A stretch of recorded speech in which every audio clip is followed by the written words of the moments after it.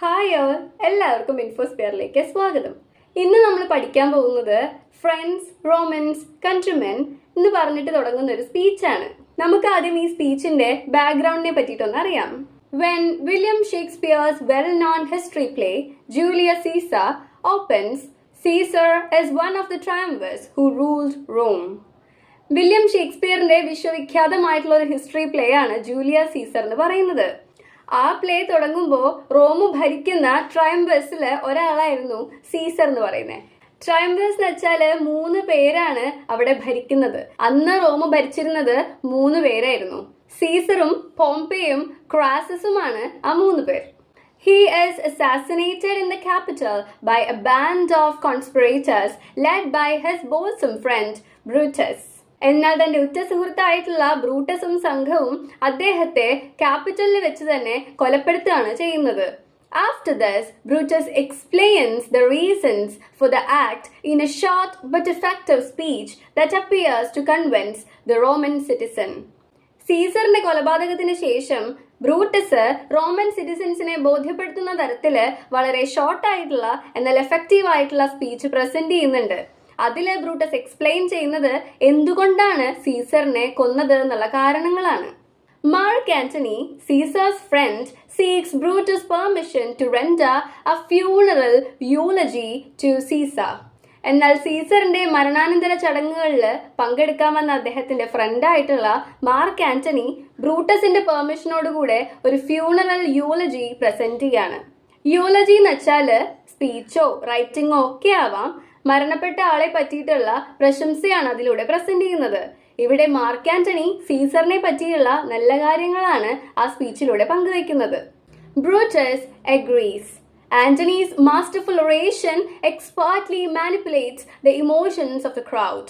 ബ്രൂട്ടസിന്റെ സമ്മതത്തോടെ Mark Antony present ചെയ്യുന്ന വളരെ ബ്യൂട്ടിഫുൾ ആയിട്ടുള്ള എന്നാൽ വളരെ സ്ട്രോങ് ആയിട്ടുള്ള ആ സ്പീച്ച് ആളുകളുടെ ഇമോഷനെ നേരെ തിരിക്കുകയാണ് ചെയ്യുന്നത്. എന്താണോ ബ്രൂട്ടസ് ധരിപ്പിച്ചു വെച്ചിരുന്നത് അതെല്ലാം ആന്റണി തകിടം മറിക്കുകയാണ് ചെയ്യുന്നത്. He persuades them to believe that Brutus and the conspirators had selfish motives and the crowd wants to avenge Caesar's murder. ബ്രൂട്ടസിനും സംഘത്തിനും അവരുടേതായിട്ടുള്ള സ്വാർത്ഥ താല്പര്യങ്ങളുണ്ടെന്നും സീസറിന്റെ കൊലപാതകത്തിന് നമ്മൾ പകരം വീട്ടണം എന്നൊക്കെ പറഞ്ഞ് ആളുകളെ പെർസ്വേഡ് ചെയ്യാണ് മാർക്ക് ആന്റണി തന്റെ സ്പീച്ചിലൂടെ ചെയ്യുന്നത്. അങ്ങനെ ബ്രൂട്ടസിന്റെ കള്ളങ്ങളെല്ലാം പൊളിച്ച് ആളുകളെ സത്യത്തിന്റെ വഴിയിലേക്ക് നയിക്കുകയാണ് മാർക്ക് ആന്റണി ചെയ്യുന്നത്. Here is an extract from Antony's oration, the first part of the speech, during which the mob have begun to change their minds. ഇവിടെ നമുക്ക് പഠിക്കാനായിട്ട് തന്നിട്ടുള്ളത് മാർക്ക് ആന്റണിയുടെ സ്പീച്ചിന്റെ ആദ്യ ഭാഗമാണ്. അവിടെ നിന്നാണ് ആളുകൾ മാറി ചിന്തിക്കാൻ തുടങ്ങുന്നത്. Friends, Romans, countrymen, William Shakespeare. Friends, Romans, countrymen, lend me your ears. I come to bury Caesar, not to praise him. The evil that men do lives after them. The good is oft interred with their bones. Mark Antony speech തുടങ്ങുന്നത് ഇങ്ങനെയാണ്. Friends, Romans, countrymen, lend me your ears. ഞാൻ പറയുന്നത് ഒന്ന് കേൾക്കൂന്നാണ് mark Antony പറയുന്നത്. ഞാനിവിടെ വന്നിരിക്കുന്നത് സീസറിനെ അടക്കം ചെയ്യാനാണ്, അല്ലാതെ അയാളെ പുകഴ്ത്താനൊന്നുമല്ല. The evil in that men do lives after them. മനുഷ്യൻ ചെയ്യുന്ന തെറ്റുകളെല്ലാം അവരുടെ മരണശേഷവും ജീവിക്കും. എന്നാൽ അവർ ചെയ്യുന്ന നല്ല കാര്യങ്ങൾ പലപ്പോഴും അവരുടെ കൂടെ അടക്കം ചെയ്യുക തന്നെയാണ് ചെയ്യുന്നത്. എന്താ ഇവിടെ മാർക്ക് ആന്റണി അർത്ഥാക്കണത്? നമ്മൾ എന്തെങ്കിലും തെറ്റ് ചെയ്തിട്ടുണ്ടെങ്കിൽ അത് മരണശേഷവും നിലനിൽക്കും. എന്നാൽ ചെയ്ത നല്ല കാര്യങ്ങളൊന്നും ആരും ഒരിക്കലും പറയില്ല. അത് അവരുടെ മരണത്തോടുകൂടെ അവരുടെ കൂടെ തന്നെ അടക്കം ചെയ്യുമെന്നാണ് മാർക്ക് ആന്റണി പറയുന്നത്. So let it be with Caesar. The noble Brutus had told you Caesar was ambitious. If it were so, it was a grievous fault, and grievously had Caesar answered it.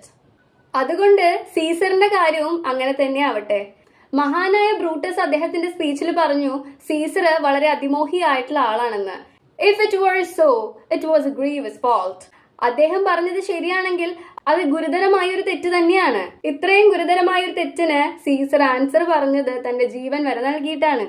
അതായത് ഇത്രയും വലിയ തെറ്റ് ചെയ്തതിന് സീസറിന് കൊടുക്കേണ്ടി വന്നത് അദ്ദേഹത്തിന്റെ ജീവൻ തന്നെയായിരുന്നു. Here under leave of Brutus and the rest, for Brutus is an honorable man. So are they all honorable men. Come I to speak in Caesar's funeral. സീസറിന്റെ ഫ്യൂണറലില് ഞാൻ സംസാരിക്കാൻ വന്നിരിക്കുന്നത് ബ്രൂട്ടസിന്റെയും മറ്റാളുകളുടെയും അനുവാദത്തോടു കൂടിയിട്ടാണ്. ബ്രൂട്ടസും അതുപോലെ തന്നെ ഇവരൊക്കെ തന്നെയും വളരെ ബഹുമാന്യരായ ആളുകളാണെന്നാണ് മാർക്ക് ആന്റണി വളരെ ഊന്നൽ കൊടുത്ത് പറയുന്നത്. ഇനി മാർക്ക് ആന്റണി സംസാരിക്കുന്നത് സീസറിനെ പറ്റിയാണ്. He was my friend, faithful and just to me, but Brutus says he was ambitious, and Brutus is an honorable man. സീസറുടെ സുഹൃത്തായിരുന്നു, വളരെ വിശ്വസ്തനായ, വളരെ നീതിപൂർവം എന്റെ കൂടെ നിന്നിട്ടുള്ള ഒരാളായിരുന്നു അദ്ദേഹം. എന്നാൽ ബ്രൂട്ടസ് പറയുന്നത് സീസർ അതിമോഹിയാണെന്നാണ്. മാത്രമല്ല ബ്രൂട്ടസ് വളരെ മാന്യനായിട്ടുള്ള ഒരു വ്യക്തി കൂടിയാണ്. സോ അദ്ദേഹം പറയുന്നത് ശരിയാവണല്ലോ. He had brought many captives home to Rome, whose ransoms did the general coffers fill. Did this and Caesar seem ambitious? When that the poor have cried, Caesar hath wept. Ambition should be made of sterner stuff. വീണ്ടും mark Antony തനിക്കറിയുന്ന സീസറിനെ പറ്റിയിട്ടാണ് സംസാരിക്കുന്നത്. Caesar ഒരുപാട് യുദ്ധ തടവുകാരെ റോമിലേക്ക് കൊടുത്തിട്ടുണ്ട്. മാത്രമല്ല അവരെ മോചിപ്പിക്കാനായിട്ട് നൽകിയ മോചന ദ്രവ്യം കൊണ്ട് റോമിന്റെ ഖജനാവ് മുഴുവൻ നിറയ്ക്കുകയാണ് സീസർ ചെയ്തിട്ടുള്ളത്. ഈ പ്രവൃത്തി വെച്ച് നിങ്ങളൊന്ന് ആലോചിച്ച് നോക്കൂ. നിങ്ങൾക്ക് തോന്നുന്നുണ്ടോ സീസർ അതിമോഹിയാണെന്ന്? അങ്ങനെയാണെങ്കിൽ റോമിന്റെ ഖജനാവ് നിറയ്ക്കേണ്ട എന്ത് ആവശ്യമാണുള്ളത്? പാവപ്പെട്ടവര് കരയുമ്പോ സീസർ കൂടെ കരയാണ് ചെയ്തിട്ടുള്ളത്. എന്നിട്ട് മാർക്ക് ആന്റണി പറയാണ് ഇത്രയും മൃദുവായിട്ടുള്ള ഹൃദയമുള്ള ഒരാളാണ് സീസർ. അതിമോഹികൾക്ക് എപ്പോഴും നല്ല കടുപ്പമേറിയ സ്വഭാവം വേണം എന്നാണ് മാർക്ക് ആന്റണി പറയുന്നത്. എന്നാൽ ഇവിടെ സീസറിന്റെ ഹൃദയം വളരെ ലോലാണ്. പാവങ്ങൾ കരയുമ്പോൾ കൂടെ കരയുന്ന ഒരാളാണ് സീസർ. അദ്ദേഹത്തിന് ഒരിക്കലും തന്റെ ജനങ്ങളെ ചതിക്കാൻ കഴിയില്ല എന്നാണ് ഇതിലൂടെ മാർക്ക് ആന്റണി ഉദ്ദേശിക്കുന്നത്. Yet Brutus says he was ambitious and Brutus is an honorable man. എന്നിട്ടും ബ്രൂട്ടസ് പറയാണ് സീസർ അതിമോഹിയാണെന്ന്. മാത്രമല്ല ബ്രൂട്ടസ് ഒരു മാന്യനായ വ്യക്തി കൂടിയാണല്ലോ. You all did see that on the Lupercal I thrice presented him a kingly crown, which he did thrice refuse. Was this ambition? Yet Brutus says he was ambitious, and sure he is an honorable man. നിങ്ങൾ എല്ലാവരും ലുപ്പർക്കലിന് കണ്ടതാണ്. ഞാൻ 3 തവണ അദ്ദേഹത്തിന് കിരീടം present ചെയ്യാണ് ചെയ്തത്. ആ 3 തവണയും അദ്ദേഹം അത് നിരസിച്ചു. ഒരു അതിമോഹി ആയിട്ടുള്ള ആള് ചെയ്യുന്ന കാര്യമാണോ ഒരാൾ അധികാരം കൊടുക്കുമ്പോൾ അത് റെഫ്യൂസ് ചെയ്യുക, അത് നിരസിക്കുക എന്നുള്ളത്? എന്നിട്ടും ബ്രൂട്ടസ് പറയുന്നത് അദ്ദേഹം അതിമോഹിയാണെന്നാണ്. തീർച്ചയായിട്ടും അദ്ദേഹം പറയുന്നത് സത്യമായിരിക്കും. കാരണം ബ്രൂട്ടസ് വളരെ മാന്യനായിട്ടുള്ള ഒരു വ്യക്തിയാണല്ലോ. ഇവിടെ ലുപ്പർക്കൽ എന്ന് പറയുന്നത് റോമിൽ എല്ലാ വർഷവും നടക്കുന്ന ഒരു ഉത്സവമാണ്. ഈ ഫെസ്റ്റിവലിൽ വെച്ച് എല്ലാ ആളുകളുടെയും മുന്നിൽ വെച്ചിട്ടാണ് കിങ്ലി ക്രൗൺ മാർക്ക് ആന്റണി സീസറിന് കൊടുക്കുന്നതും അദ്ദേഹം 3 തവണയും അത് നിരസിക്കുന്നതും. ഇപ്പോ സീസറിനെ തള്ളി പറയുന്ന ആളുകളോട് ഇതെല്ലാം ഓർക്കാനാണ് മാർക്ക് ആന്റണി പറയുന്നത്. I speak not to disprove what Brutus spoke, but here I am to speak what I do know. ഞാൻ ഇവിടെ സംസാരിക്കുന്നത് ബ്രൂട്ടസ് പറഞ്ഞതെല്ലാം തെറ്റാണ്, കള്ളങ്ങളാണെന്ന് തെളിയിക്കാനല്ല. എനിക്ക് എന്താണോ എന്റെ ഉറ്റ സുഹൃത്തായിട്ടുള്ള സീസറിനെ പറ്റി അറിയുന്നത് അതിനെ പറ്റി സംസാരിക്കാനാണ്. You all did love him once, not without cause. What cause withholds you then to mourn for him? ഇന്ന് തള്ളി പറയുന്ന നിങ്ങൾ എല്ലാവരും ഒരിക്കൽ സീസറിനെ ഒരുപാട് ഇഷ്ടപ്പെട്ടിരുന്നതാണ്.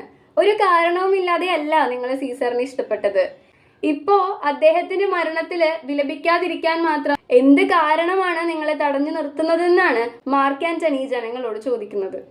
O judgment, though are fled to brutish beasts and men have lost their reason, bear with me, my heart is in the coffin, there with Caesar, and I must pause till it come back to me. മനുഷ്യരില് വിവേകം എന്ന് പറഞ്ഞ സാധനം വേണം. അതിപ്പോ ചേക്കേറിയിരിക്കുന്നത് ക്രൂരമായ മൃഗങ്ങളിലേക്കാണ്. And men have lost their reason. മാത്രല്ല മനുഷ്യന്മാർക്ക് അവരുടെ ചിന്താശേഷി നഷ്ടപ്പെട്ടിരിക്കുകയാണ്. Bear with me, എന്നോട് ക്ഷമിക്കൂ. My heart is in the coffin, there with Caesar. എന്റെ ഹൃദയം സീസറിന്റെ കൂടെ ആ കോഫനിലാണ്. And I must pause till it come back to me. അത് തിരികെ എന്നിലേക്ക് വരുന്നത് വരെ ഞാൻ നിർത്തിയേ മതിയാവൂ. ഇതാണ് മാർക്ക് ആന്റണിക്ക് സീസറിനെ പറ്റി പറയാനുള്ളത്. ഈ സ്പീച്ചിന് ശേഷം എന്താ ഉണ്ടായത്? After Mark Antony's speech, the crowd turns against the conspirators and seeks to avenge Caesar's murder. Mark ആന്റണിയുടെ വളരെ സക്സസ്ഫുൾ ആയിട്ടുള്ള സ്പീച്ചിന് ശേഷം ആളുകളുടെ തെറ്റിദ്ധാരണയൊക്കെ മാറി ബ്രൂട്ടസിനും സംഘത്തിനും എതിരെ തിരിയാണ് ചെയ്തത്. The conspirators, led by Brutus and Cassius, realize the danger and flee. സീസറിന്റെ മരണത്തിന് കാരണമായവര് അപകടം മനസ്സിലാക്കി അവിടെ നിന്ന് രക്ഷപ്പെടുകയാണ് ചെയ്തത്. Mark Antony, having successfully manipulated the crowd, emerges as a leader gathering support from the people of Rome. അങ്ങനെ സത്യം മനസ്സിലാക്കിയിട്ടുള്ള ജനങ്ങളുടെ സപ്പോർട്ടോടു കൂടി മാർക്ക് ആന്റണി റോമിന്റെ ലീഡറായിട്ട് വരികയാണ് ചെയ്യുന്നത്. He, along with Octavius, Julius Caesar's nephew, and others, leads the battle which results in the defeat and death of the conspirators.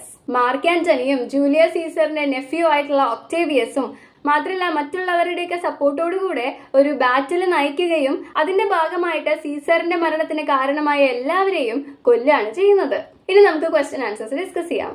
What is the occasion of Mark Antony's speech? Mark Antony ഏത് അവസരത്തിലാണ് ഇത്തരത്തിലുള്ള ഒരു speech present ചെയ്യുന്നത്? Mark Antony's speech is delivered at Julius Caesar's funeral after Caesar's assassination by Brutus and the other conspirators. ബ്രൂട്ടസും സംഘവും സീസറിനെ കൊലപ്പെടുത്തിയതിനു ശേഷം നടന്നിട്ടുള്ള മരണാനന്തര ചടങ്ങിലാണ് മാർക്ക് ആന്റണി ഇത്തരത്തിലുള്ള ഒരു സ്പീച്ച് ഡെലിവർ ചെയ്യുന്നത്. What is the purpose of the speech? ഈ സ്പീച്ചിന്റെ പർപ്പസ് എന്തായിരുന്നു? Mark Antony's true intent is to sway public opinion against the assassins. Mark ആന്റണിയുടെ ട്രൂ ഇന്റൻഷൻ എന്ന് പറയുന്നത് ആളുകളുടെ ധാരണ മാറ്റിയെടുക്കുക, എന്നിട്ട് അവരെ ഈ ബ്രൂട്ടസിന്റെയും സംഘത്തിന്റെയും എതിരെ തിരിക്കുക എന്നുള്ളതാണ്. By highlighting Caesar's virtues such as his generosity to the poor and his refusal of the crown, Antony challenges the claim that Caesar was overly ambitious. ഇവിടെ സീസറിന്റെ മൂല്യങ്ങളെ വെച്ചിട്ടാണ് മാർക്ക് ആന്റണി സംസാരിക്കുന്നത്. അതായത് പാവങ്ങളോടുള്ള അദ്ദേഹത്തിന്റെ സമീപനവും 3 വട്ടം ക്രൗൺ കൊടുത്തിട്ടും അത് നിരസിച്ചതും എല്ലാമാണ് ആന്റണി സീസറിനെ പറ്റിയിട്ട് പറയുന്ന കാര്യങ്ങൾ. ഇതിലൂടെ ബ്രൂട്ടസ് പറഞ്ഞു വെച്ചൊരു കാര്യത്തെ ചലഞ്ച് ചെയ്യാണ് ആന്റണി ചെയ്യുന്നത്. അതായത് ബ്രൂട്ടസ് പറഞ്ഞിരുന്നു വളരെ അതിമോഹിയായിട്ടുള്ള ആളാണ് സീസർന്ന്. എന്നാൽ ആന്റണിക്കും ജനങ്ങൾക്കും ഒരുപോലെ അറിയുന്ന കാര്യങ്ങൾ പ്രസന്റ് ചെയ്തിട്ടാണ് ഈ സ്റ്റേറ്റ്മെന്റ് തെറ്റാണെന്ന് ആന്റണി തെളിയിക്കുന്നത്. He repeatedly refers to the conspirators as honorable men, using irony to cast doubt on their motives. Antony ഒരുപാട് വട്ടം പറയുന്നുണ്ട് ബ്രൂട്ടസും സംഘവും ബഹുമാന്യരായ വ്യക്തികളാണെന്ന്. ഇവിടെ അദ്ദേഹം യൂസ് ചെയ്യുന്നത് ഐറണിയാണ്. ബ്രൂട്ടസിന്റെയും സംഘത്തിന്റെയും മുകളില് ഒരു ഡൗട്ട് ഉണ്ടാക്കാൻ വേണ്ടിയിട്ടാണ് ജനങ്ങളോട് ഇവരിങ്ങനെ പറയുന്നത്. Antony's strategic use of rhetoric and emotional appeal ultimately incite the crowd to rebel against the conspirators seeking justice for Caesar's death. Antony വളരെ കൃത്യമായിട്ടാണ് ആ സ്പീച്ചിൽ ഓരോ വേർഡ്സും അറേഞ്ച് ചെയ്തിരിക്കുന്നത്. അതുകൊണ്ട് തന്നെ ഓരോ തെളിവുകളും ആളുകൾക്ക് തന്റെ ചിന്ത മാറ്റാനുള്ള ഒരു അവസരമായിരുന്നു. അതുവഴി സീസറിന്റെ മരണത്തിൽ പ്രവർത്തിച്ചിട്ടുള്ള ബ്രൂട്ടസിന്റെയും സംഘത്തിനുമെതിരെ ജനങ്ങളെ തിരിച്ചുവിടാനായിട്ട് മാർക്ക് ആന്റണിയുടെ സ്പീച്ചിന് സാധിച്ചിട്ടുണ്ട്. How does Antony use rhetoric to manipulate the crowd? Rhetoric എന്ന് വെച്ചാൽ വാക്സാമർഥ്യം എന്നൊക്കെ പറയാം. അതായത് സംസാരിച്ച ഒരാളെ കയ്യിലെടുക്കാനുള്ള കഴിവാണ്. ആന്റണി എങ്ങനെയാണ് ആളുകളെ മാനിപ്പുലേറ്റ് ചെയ്യാൻ വേണ്ടി ഈ കഴിവ് ഉപയോഗിച്ചതെന്നാണ്. Antony uses rhetorical strategies like repetition, irony, emotional appeals, and carefully chosen words to create doubt about the conspirators' motives and to stir anger and sympathy among the people without directly accusing anyone. ഇവിടെ ആന്റണി വളരെ beautiful ആയിട്ടാണ് ആ speech arrange ചെയ്തിട്ടുള്ളത്. ഒരുപാട് വട്ടം ചില കാര്യങ്ങൾ repeat ചെയ്യുന്നുണ്ട്, ഐറണി യൂസ് ചെയ്യുന്നുണ്ട്, ഓരോ വേർഡ്സും വളരെ സൂക്ഷിച്ചാണ് ഉപയോഗിച്ചിരിക്കുന്നത്. എന്തിനാ ഇങ്ങനെ ചെയ്തിട്ടുള്ളത്? ബ്രൂട്ടസിനും സംഘത്തിനുമെതിരെ ആളുകളിൽ സംശയം ഉണ്ടാക്കുക എന്നുള്ളതായിരുന്നു അദ്ദേഹത്തിന്റെ ഉദ്ദേശം. മാത്രമല്ല സീസറിനോട് സിമ്പതിയും ബ്രൂട്ടസിനോടും സംഘത്തിനോടും ഒരു ദേഷ്യവും അദ്ദേഹത്തിന് ഉണ്ടാക്കണമായിരുന്നു. ആരെയും നേരിട്ട് കുറ്റപ്പെടുത്താതെ വളഞ്ഞ വഴി പിടിച്ച ആളുകളെ സ്വാധീനിക്കുകയാണ് ഇവിടെ മാർക്ക് ആന്റണി ചെയ്തിട്ടുള്ളത്. What does the repetition of the line Brutus is an honorable man suggest? ഒരുപാട് വട്ടം ഈ സ്പീച്ചിൽ നമ്മൾ കണ്ടതാണ് ബ്രൂട്ടസ് ഒരു മാന്യനായ വ്യക്തിയാണെന്ന്. എന്താ അതുകൊണ്ട് ആന്റണി ഉദ്ദേശിച്ചത്? The repetition of the line becomes sarcastic over time, suggesting that Antony actually doubts Brutus' honor and wants the crowd to question Brutus' honesty and intentions. ഇവിടെ ആദ്യത്തെ വട്ടം ഉപയോഗിക്കുമ്പോൾ നമുക്ക് അതിലൊന്നും സംശയം തോന്നില്ല. പക്ഷെ ഓരോ വട്ടവും അത് റിപ്പീറ്റ് ചെയ്ത് വരും തോറും കൂടുതൽ സർക്കാസ്റ്റിക് ആവുകയാണ് ചെയ്യുന്നത്. അത് കാണിക്കുന്നത് ആന്റണിക്ക് ശരിക്കും ബ്രൂട്ടസിന്റെ മാന്യതയിൽ സംശയമുണ്ടെന്നും ജനങ്ങൾ ബ്രൂട്ടസിന്റെ സത്യസന്ധതയെയും ഉദ്ദേശങ്ങളെയും ഒക്കെ ചോദ്യം ചെയ്യണമെന്നും ആന്റണിക്ക് ആഗ്രഹമുണ്ട്. അതിനായിട്ടാണ് Brutus is an honourable man എന്ന് ഓരോ സ്റ്റാൻസിലും ഇങ്ങനെ പറഞ്ഞുകൊണ്ടിരിക്കുന്നത്. How does Mark Antony's speech reveal his own character and motives? എങ്ങനെയാണ് മാർക്ക് ആന്റണിയുടെ സ്പീച്ച് അദ്ദേഹത്തിന്റെ ക്യാരക്ടറിനെയും ഉദ്ദേശത്തെയും തുറന്നു കാണിക്കുന്നത്? Antony's speech shows him to be intelligent, persuasive, loyal to Caesar and strategic. അദ്ദേഹം വളരെ ബുദ്ധിയുള്ള, ഒരുപാട് സ്വാധീനിക്കാൻ കഴിയുന്ന, സീസറിനോട് വളരെ വിശ്വാസ്യത പുലർത്തുന്ന ഒരാളാണെന്ന് നമുക്ക് ഇതിൽ നിന്ന് മനസ്സിലാവും. His motive is to avenge Caesar's death by turning public opinion against the conspirators without seeming openly rebellious at first. Mark ആന്റണിയുടെ ഉദ്ദേശം എന്ന് പറയുന്നത് ജനങ്ങളെ സീസറിന്റെ മരണത്തിന് കാരണമായിട്ടുള്ള ആളുകൾക്കെതിരെ തിരിച്ചുവിടുക എന്നുള്ളതായിരുന്നു. എന്നാൽ അദ്ദേഹം സംസാരിച്ചത് മുഴുവൻ ബ്രൂട്ടസിനോട് ചേർന്ന് നിൽക്കുന്ന രീതിയിലായിരുന്നു. ബ്രൂട്ടസിനെ ഡയറക്റ്റ് ആയിട്ട് കുറ്റപ്പെടുത്താതെയാണ് ഇത്തരത്തിലുള്ള ഒരു എഫക്റ്റ് മാർക്ക് ആന്റണി ക്രിയേറ്റ് ചെയ്തിട്ടുള്ളത്. What impact does Antony's speech have on the crowd? ആന്റണിയുടെ സ്പീച്ച് ആളുകളിൽ എന്ത് ഇമ്പാക്റ്റ് ആണ് വരുത്തിയത്? Antony's speech successfully enrages the crowd, turns them against the conspirators, and incites them to rebel and seek revenge for Caesar's murder. ആന്റണിയുടെ സ്പീച്ചിന് ശേഷം ആളുകൾക്ക് വളരെയധികം ദേഷ്യം വരികയും അവര് ബ്രൂട്ടസിനും സംഘത്തിനും എതിരെ തിരിയാണ് ചെയ്തത്. What are the literary devices you notice in the speech? Mention any two. ഏതൊക്കെ ലിറ്റററി ഡിവൈസസ് ആണ് ഈ സ്പീച്ചിൽ ഉപയോഗിച്ചിട്ടുള്ളത്? ഏതെങ്കിലും രണ്ടെണ്ണം മെൻഷൻ ചെയ്യാനാണ് പറയുന്നത്. Two literary devices used are repetition and irony, where Antony's words appear respectful but actually criticize the conspirators. ഇവിടെ ഞാൻ മെൻഷൻ ചെയ്യുന്നത് റെപ്പറ്റീഷനും ഐറണിയാണ്. ഇവിടെ ആന്റണിയുടെ വേർഡ്സ് നമുക്ക് ആദ്യം കേൾക്കുമ്പോൾ വളരെ ബഹുമാനത്തോടെ സംസാരിക്കുന്നതായിട്ട് തോന്നിയാലും അദ്ദേഹം ഇൻഡയറക്റ്റ് ആയിട്ട് ബ്രൂട്ടസിനെയും സംഘത്തെയും ക്രിട്ടിസൈസ് ചെയ്യാണ് ചെയ്യുന്നത്. Let's appreciate activity 1. തന്നിട്ടുള്ള ചിത്രം നോക്കൂ. ഒരാൾ കൊട പിടിച്ച് മഴയത്ത് വളരെ വിഷമിച്ച് നടക്കുകയാണ്. എന്നിട്ട് അതിന്റെ caption what A beautiful day എന്നാണ്. എന്തൊരു നല്ല ദിവസം. Did you notice A mismatch between the image and the caption? ഈ ചിത്രവും ക്യാപ്ഷനും തമ്മിൽ എന്തോ വശപ്പശകില്ലേ? Record your observation below. The picture shows heavy rain, but the caption says what a beautiful day, which expresses the opposite idea.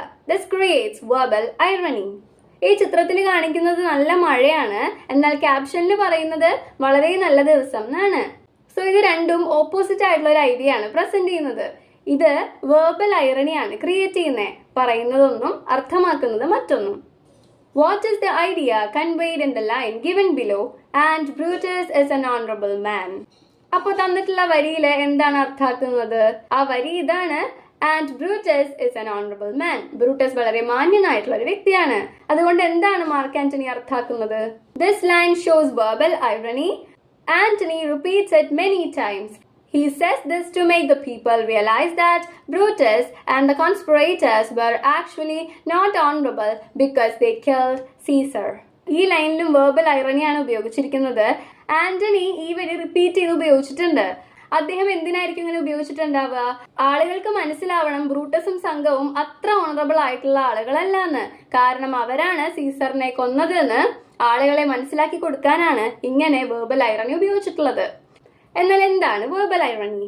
Verbal irony occurs when the literal meaning of what someone says is different from and often opposite to what they actually mean. Verbal irony എന്ന് വെച്ചാൽ ഒരാൾ പറയുന്നതിന്റെ യഥാർത്ഥ മീനിങ്ങും അദ്ദേഹം ഉദ്ദേശിക്കുന്ന മീനിങ്ങും തമ്മിൽ വ്യത്യാസങ്ങളുണ്ട്, അല്ലെങ്കിൽ ജസ്റ്റ് ഓപ്പോസിറ്റ് ആണ് ഉദ്ദേശിക്കുന്നത് എങ്കിൽ verbal irony ആണ് വരിക. നമുക്ക് എക്സാമ്പിൾ നോക്കാം. What lovely whether V are having. ഇപ്പൊ പറ്റിയതാണ്, ചൂടെടുത്തിട്ട് വയ്യ. അപ്പൊ നമ്മൾ പറയാണ് ഹായ് എന്തൊരു നല്ല കാലാവസ്ഥ എന്ന് പറഞ്ഞാൽ അത് verbal ഐറണിയാണ്. Someone saying just what I needed after spilling coffee on their shirt on the way to an important meeting. ഒരു ഇമ്പോർട്ടൻറ്റ് മീറ്റിങ്ങിന് പോവാനിരിക്കെ തന്റെ ഷർട്ടിൽ കോഫി തെറിച്ചപ്പോ ഒരാളിങ്ങനെ പറയാണ് ജസ്റ്റ് വാട്ട് ഐ നീഡഡ്. ഓ ഇതായിരുന്നു എനിക്ക് വേണ്ടിയിരുന്നത് എന്ന് പറയുകയാണെങ്കിൽ അത് വേർബൽ ഐറണിയാണ്. ഒരിക്കലും ഒരു ഇമ്പോർട്ടൻ്റ് ആയിട്ടുള്ള മീറ്റിങ്ങിന് പോകുമ്പോൾ ഷർട്ടിൽ കോഫിയുടെ കറയായിട്ട് പോകാൻ ആഗ്രഹം ഉണ്ടാവില്ല ആർക്കും. അപ്പോൾ അങ്ങനെ പറയണമെങ്കിൽ അത് വേർബൽ ഐറണിയാണ് ഉദ്ദേശിക്കുന്നത്. അതിന്റെ യഥാർത്ഥ മീനിങ്ങും അതിന് നമ്മൾ ഉദ്ദേശിക്കുന്ന മീനിങ് തമ്മിൽ ഓപ്പോസിറ്റ് ആണെങ്കിലാണ് അത് വെർബൽ ഐറണി ആയിട്ട് വരുന്നത്. അടുത്ത ടേബിൾ നോക്കൂ. ഇവിടെ നമുക്ക് കുറച്ച് പോയറ്റിക് ഡിവൈസസ് തന്നിട്ടുണ്ട്. അതിന്റെ ഡെഫിനിഷനും ടെക്സ്റ്റിൽ അത് എവിടെയാണ് ഉപയോഗിച്ചിട്ടുള്ളതെന്നും അതിന്റെ ഫംഗ്ഷനും ഒരു എക്സാമ്പിളുമാണ് നമ്മളോട് എഴുതാൻ പറയുന്നത്. Use of words to express something other than their literal meaning. നമ്മൾ പറയുന്നത് ലിറ്ററൽ മീനിങ്ങിന്റെ ജസ്റ്റ് ഓപ്പോസിറ്റ് ആണ് അർത്ഥമാക്കുന്നതെന്ന് വെച്ചാല് അതിനെയാണ് നമ്മൾ ഐറണി എന്ന് പറയുക. നമ്മൾ ഓൾറെഡി അതിന്റെ എക്സാമ്പിള് വെർബൽ ഐറണിയിൽ കണ്ടു. എന്താണ് ഇതിന്റെ ഫംഗ്ഷൻ? ഹിഡൻ ക്രിറ്റിസിസം ആണ്. അതായത് നമ്മൾ നേരിട്ട് ക്രിട്ടിസൈസ് ചെയ്യാണ്ട് അതിന്റെ ഉള്ളിലുണ്ട് ആ ക്രിറ്റിസിസം. ഐറണിക്ക് പോയത്തിൽ നിന്നുള്ള എക്സാമ്പിൾ ആണ് I come to bury Caesar not to praise him. ഞാൻ വന്നത് സീസറിനെ അടക്കം ചെയ്യാനാണ്, അല്ലാണ്ട് അയാളെ പുകഴ്ത്താനൊന്നുമല്ല എന്ന് പറയുന്നത് തന്നെ ഐറണിയാണ്. കാരണം എന്താണ്? മാർക്ക് ആന്റണി വന്നിരിക്കുന്നത് തന്നെ സീസറിന്റെ വെർച്യൂസിനെ പറ്റി, മൂല്യങ്ങളെ പറ്റി സംസാരിക്കാനാണ്. And Brutus is an honourable മാൻ. നമ്മൾ ഓൾറെഡി ഡിസ്കസ് ചെയ്തു. ബ്രൂട്ടസ് ഒരു മാന്യനായ വ്യക്തിയാണെന്ന് പറയുമ്പോഴും ഓരോ വട്ടവും മാർക്ക് ആന്റണി ഉദ്ദേശിക്കുന്നത് ബ്രൂട്ടസ് മാന്യനായ വ്യക്തിയല്ല എന്നാണ്. റെപ്പിറ്റിഷൻ, റിപ്പീറ്റിംഗ് വേർഡ്സ് ഓർ ഫ്രേസസ്. വാക്കുകളോ അല്ലെങ്കിൽ ഒരു കൂട്ടം വാക്കുകളോ റിപ്പീറ്റ് ചെയ്യുന്നതിനെയാണ് നമ്മൾ റെപ്പിറ്റിഷൻ എന്ന് പറയുക. എന്തിനാണ് റെപ്പിറ്റിഷൻ ഒരു പോയത്തിൽ ഉപയോഗിക്കുന്നത്? ഒരു ഐഡിയയെ എംഫസൈസ് ചെയ്യാനാണ്, ഊന്നി പറയാനാണ് നമ്മൾ റെപ്പിറ്റിഷൻ ഉപയോഗിക്കുന്നത്. അതിന് ഒരു എക്സാമ്പിൾ ആണ് എഡ്ഗർ അലൻ പോയുടെ ദ ബെൽസ് എന്ന് പറഞ്ഞ പോയം. ഈ പോയത്തില് 5 വട്ടാണ് ബെൽസ് എന്ന് പറഞ്ഞിട്ടുള്ള വേർഡ് റിപ്പീറ്റ് ചെയ്യുന്നത്. ഈ പോയത്തില് റെപ്പിറ്റിഷനുള്ള എക്സാമ്പിൾ ആണ് and Brutus is an honourable man എന്ന് പറയുന്നത്. Metaphor, comparison of two unrelated things. ബന്ധമില്ലാത്ത 2 കാര്യങ്ങളെ കമ്പയർ ചെയ്യലാണ് മെറ്റഫറിലൂടെ നടക്കുന്നത്. എന്താണ് മെറ്റഫറിന്റെ function? To create vivid comparison and imagery. പലതരത്തിലുള്ള കമ്പാരിസൺ നടത്താനും ഇമേജറിയുടെ ക്രിയേഷനും വേണ്ടിയിട്ടാണ് മെറ്റഫർ ഉപയോഗിക്കുക. Example, the world as a stage. ലോകം ഒരു സ്റ്റേജ് ആണെന്നാണ് പറയുന്നത്. She has a heart of gold. അവൾക്ക് സ്വർണത്തിന്റെ ഹൃദയമാണുള്ളത്. ഇതിനെയാണ് നമ്മൾ മെറ്റഫർ എന്ന് പറയുക. പോയത്തില് മെറ്റഫറിനുള്ള എക്സാമ്പിൾ ആണ് my heart is in the coffin there with Caesar. എന്റെ ഹൃദയം സീസറിന്റെ കൂടെ ആ കോഫിനിലാണെന്നാണ് അർത്ഥമാക്കുന്നത്. അടുത്തത് അലിറ്ററേഷൻ.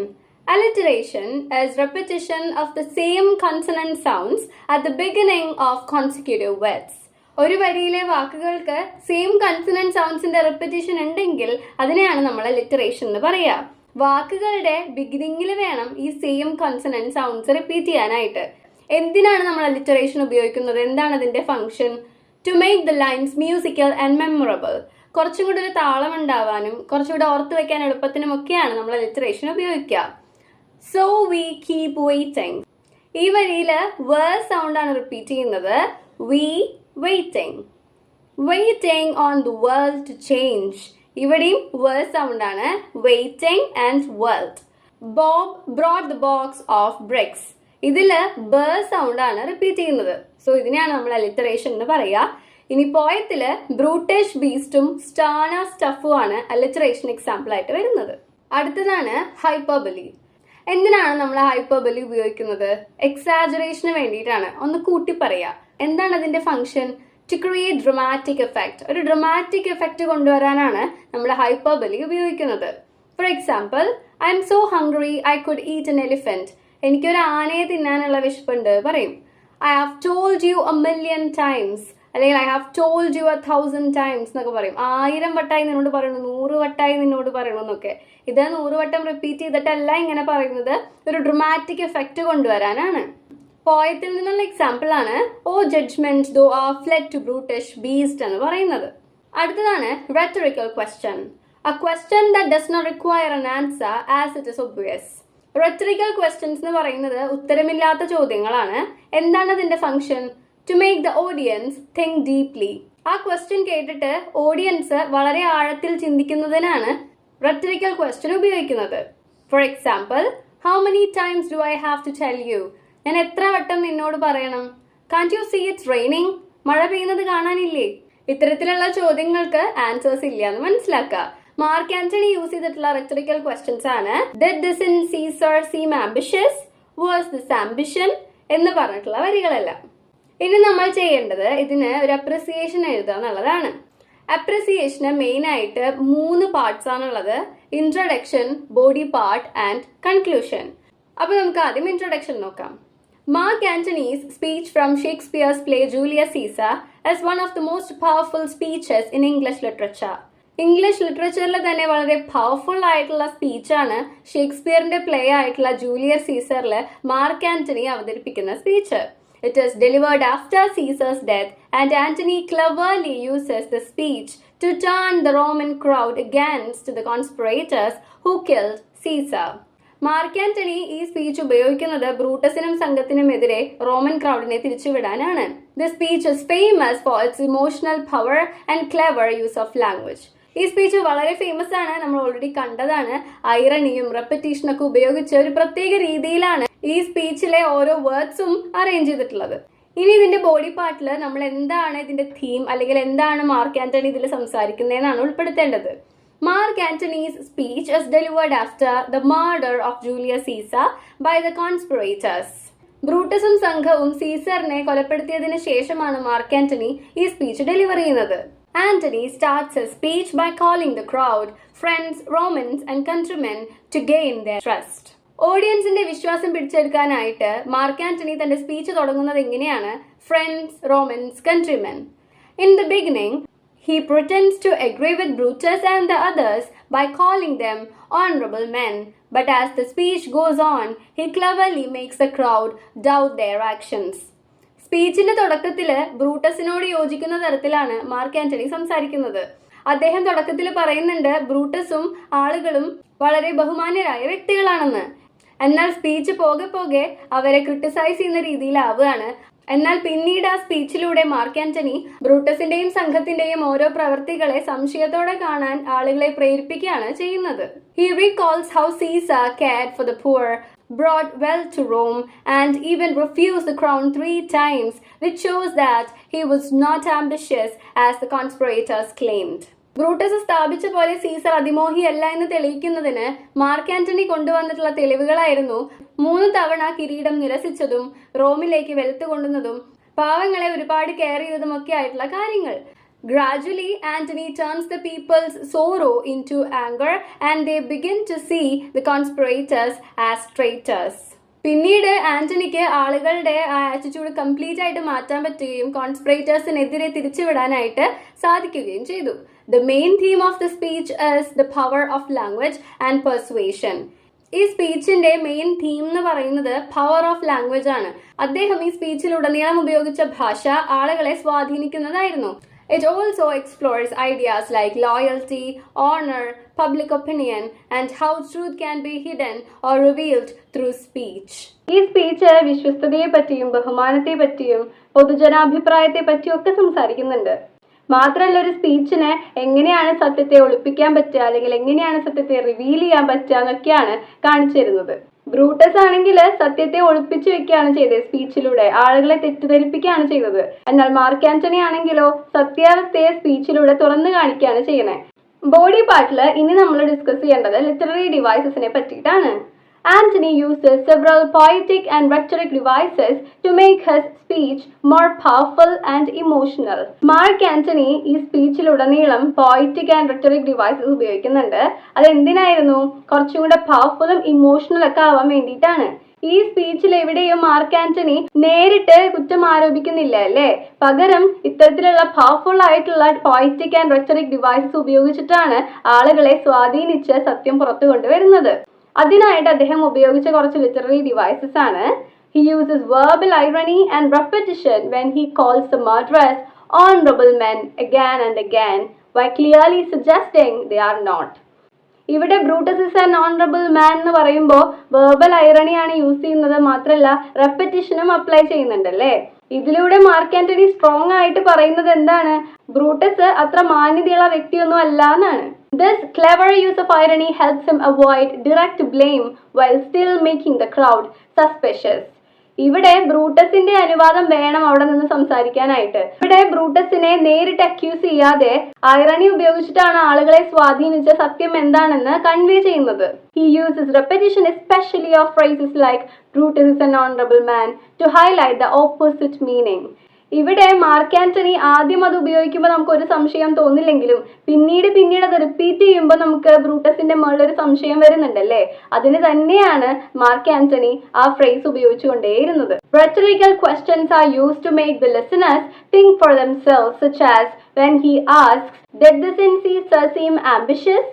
ഇവിടെ റെറ്ററിക്കൽ ക്വസ്റ്റ്യൻസും മാർക്ക് ആന്റണി ഉപയോഗിച്ചിട്ടുണ്ട്. റെറ്ററിക്കൽ ക്വസ്റ്റ്യൻസ് നമ്മൾ പറഞ്ഞു ആളുകളെ കൂടുതൽ ആഴത്തിൽ ചിന്തിപ്പിക്കാനാണ് ഉപയോഗിക്കുന്നതെന്ന്. ഇവിടെ മാർക്ക് ആന്റണി പറയുന്നുണ്ട് റോമിന്റെ ഖജനാവ് നിറച്ചത് സീസർ ആണെന്ന്. ഇത് നിങ്ങൾക്ക് അതിമോഹമായിട്ട് തോന്നുന്നുണ്ടോ എന്നും ചോദിക്കുന്നുണ്ട്. ഇത്തരത്തിലുള്ള ക്വസ്റ്റ്യൻസ് ആഡ് ചെയ്യുന്നത് വഴി ആളുകൾ കൂടുതലും സീസറിന്റെ നന്മയെ പറ്റി ചിന്തിക്കാനാണ്. He uses metaphor in the line, "My heart is in the coffin there with Caesar." ഇവിടെ അദ്ദേഹം ഉപയോഗിക്കുന്ന മെറ്റഫർ ആണ് എന്റെ ഹൃദയം സീസറിന്റെ കൂടെ ആ കോഫിനിലാണെന്നുള്ളത്. Hyperbole is used to increase the dramatic effect like "Thou art fled to Brutus beast," and alliteration like "brutish beast," "stern stuff," etc. adds rhythm and emotional effect. ഇവിടെ ഹൈപ്പർബോളി യൂസ് ചെയ്തിട്ടുണ്ട്. അതൊരു ഡ്രമാറ്റിക് എഫക്റ്റ് കൊണ്ടുവരാനാണ്. അതായത് "O judgement, thou art fled to brutish beast." വിവേകം ക്രൂരമായ മൃഗങ്ങളിലേക്ക് ചേക്കേറി എന്നാണ് പറയുന്നത്. So ഇതൊരു എക്സാജറേഷൻ ആണല്ലേ, അതാണ് ഹൈപ്പർബോളിക് എക്സാമ്പിൾ. മാത്രമല്ല അലിറ്ററേഷൻ എക്സാമ്പിൾ ആണ് ബ്രൂട്ടിഷ് ബീസ്റ്റും സ്റ്റേൺ സ്റ്റഫും. അതെന്തിനാ ഉപയോഗിച്ചിട്ടുള്ളത്? ഒരു റിതം ആഡ് ചെയ്യാനാണ്, ഒരു താളം ആഡ് ചെയ്യാനാണ് ഇവിടെ ഉപയോഗിച്ചിട്ടുള്ളത്. These devices work together to move the crowd and bring about a change in their hearts. ഇത്തരം ഡിവൈസസ് ഭംഗിയായിട്ട് മാർക്ക് ആന്റണി സ്പീച്ചിൽ ഉപയോഗിച്ചത് കൊണ്ടാണ് ആളുകളെ സ്വാധീനിക്കാനും അവരുടെ മനസ്സ് മാറ്റാനും മാർക്ക് ആന്റണിക്ക് കഴിഞ്ഞത്. സോ ഇത്രയാണ് നമ്മൾ ബോഡി പാർട്ടിൽ ഉൾപ്പെടുത്തിയിട്ടുള്ളത്. ആദ്യം തീമും പിന്നെ ലിറ്റററി ഡിവൈസസും ഡീറ്റെയിൽ ആയിട്ട് ഡിസ്കസ് ചെയ്തു. അടുത്തത് കൺക്ലൂഡ് ചെയ്യാണ് വേണ്ടത്. Mark Antony's speech is a great example of how words can be used powerfully to influence people. എങ്ങനെ വാക്കുകൾ പവർഫുൾ ആയിട്ട് ഉപയോഗിച്ചിട്ട് ആളുകളെ ഇൻഫ്ലുവൻസ് ചെയ്യാം അല്ലെങ്കിൽ സ്വാധീനിക്കാം എന്നുള്ളതിന്റെ ഒരു ഗ്രേറ്റ് എക്സാമ്പിൾ ആണ് മാർക്ക് ആന്റണിയുടെ ഈ speech. Through his clever use of poetic devices and emotional appeal, Antony turns the crowd into an angry mob. Brutus പറഞ്ഞ എല്ലാ കാര്യങ്ങളും വിശ്വസിച്ച് സീസറിനെതിരെ തിരിഞ്ഞു നിൽക്കുന്ന ഒരു കൂട്ടത്തെയായിരുന്നു മാർക്ക് ആന്റണി ആദ്യം കണ്ടത്. പോയറ്റിക് ഡിവൈസസും ഇമോഷണൽ അപ്പീലും എല്ലാം നിറഞ്ഞ നല്ലൊരു സ്പീച്ച് പ്രസന്റ് ചെയ്തതിനു ശേഷം ആ ക്രൗഡ് ബ്രൂട്ടസിനും സംഘത്തിനും എതിരെ ആഞ്ഞടിക്കുകയാണ് ചെയ്തത്. The speech shows the power of persuasion and remains one of the most famous speeches in literature. So ഇതായിരുന്നു നമ്മുടെ അവസാനത്തെ ആക്ടിവിറ്റി. ഇതോടുകൂടെ ഫ്രണ്ട്സ്, റോമൻസ്, കൺട്രിമെൻ അവസാനിക്കുകയാണ്. അടുത്തൊരു ചാപ്റ്റർ ആയിട്ട് നമ്മൾ വൈകാതെ വരുന്നതായിരിക്കും. അതുവരേക്കും ബൈ.